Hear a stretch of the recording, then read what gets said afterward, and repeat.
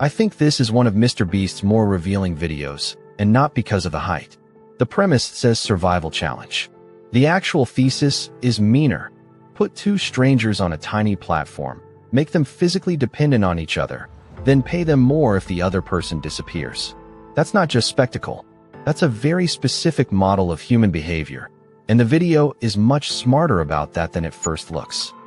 The crucial line comes absurdly early. If one of them leaves, the other keeps the whole $250,000. That single rule changes the genre. We're no longer watching two people versus weather. We're watching a cooperation experiment where the incentives are rigged against cooperation. The video doesn't hide that either. It basically says the quiet part out loud.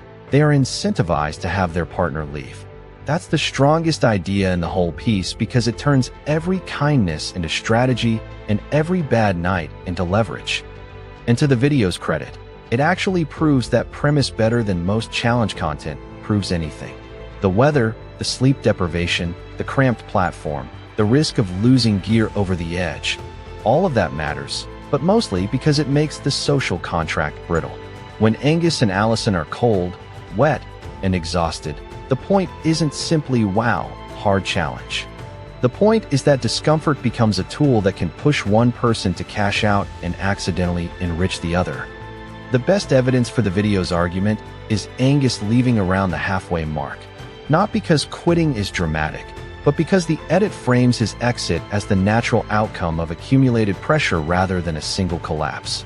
By then, the platform has already done its work. It has converted bad sleep, fear, embarrassment, and challenge losses into a financial transfer.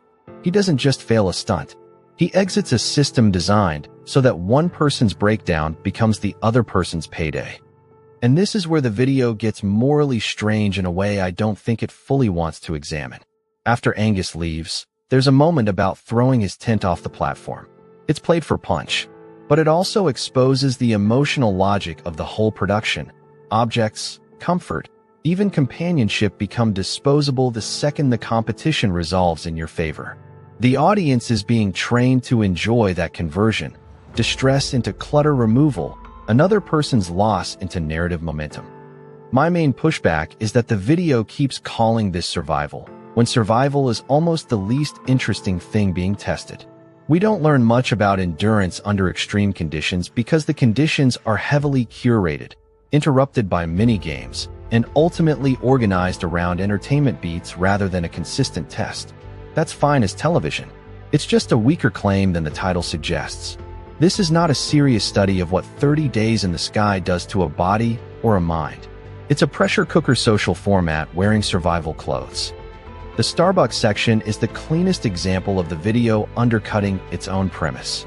Up to that point, the challenge is about deprivation, exposure, and dwindling comfort. Then suddenly the platform becomes branded hospitality, a barista in the sky, a giant gift card, a side plot about whether Allison can find it. It's funny, sure. It's also a confession. The suffering is modular. The challenge can pause, pivot, and become a coffee commercial without breaking the format, because the format was never really about environmental hardship in the first place. It was about keeping pressure entertaining. And here's the weird philosophical turn.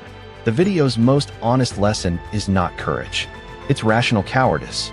Allison's best moment is the ending, because she refuses the story the show wants from her. The production tries to inflate the final beam walk into a heroic test of nerve, take the guaranteed money, or risk it all for more. But by that point, the smartest thing in the entire video is to say no. Refusing spectacle is the only truly adult decision on screen. That final exchange is excellent because it accidentally punctures the mythology of the challenge channel. The host is selling transcendence. Imagine how cool it would be if you did it in front of the whole world. Allison, eventually, recognizes the trap. That isn't bravery versus fear. It's ego versus math. And the video becomes much better the second it admits that $250,000 plus the Starbucks money is more meaningful than a cinematic moment. Dryly speaking, this is the rare finale where the protagonist defeats the narrative by understanding expected value. Then the video does something I genuinely like. It lets her try the beam afterward, when the money is no longer on the line. That's one of the most useful pieces of evidence in the entire episode. It reveals that the challenge wasn't just physical, it was financial theater. Once the cash risk disappears, the same obstacle becomes manageable enough to attempt for fun. Suddenly the stunt is demystified. She might still fall, but the emotional temperature changes because the punishment changes. So I do want to give the video credit where it earns it. Structurally, it's one of the cleaner MrBeast arguments in recent memory. The premise is legible, the incentive design is clear, and the winner's final choice actually comments on the premise instead of just ending it. Allison doesn't win because the video discovered some superhuman survivor. She wins because she adapts to the rules, endures long enough, and then refuses to let the show turn prudence into cowardice. That's a real idea, not just a thumbnail face. My verdict is that the conclusion is only partly supported if you take the title literally, and surprisingly strong if you take the video on its actual terms. No, it doesn't prove much about survival in the sky beyond the obvious fact that sleep deprivation and weather make people miserable. But it does make a sharper claim than that.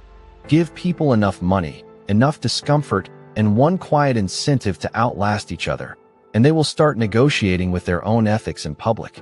That's the real show here. If you want more reviews that challenge the premise instead of recapping the stunt, stick around. The next upload gets cross-examined on arrival.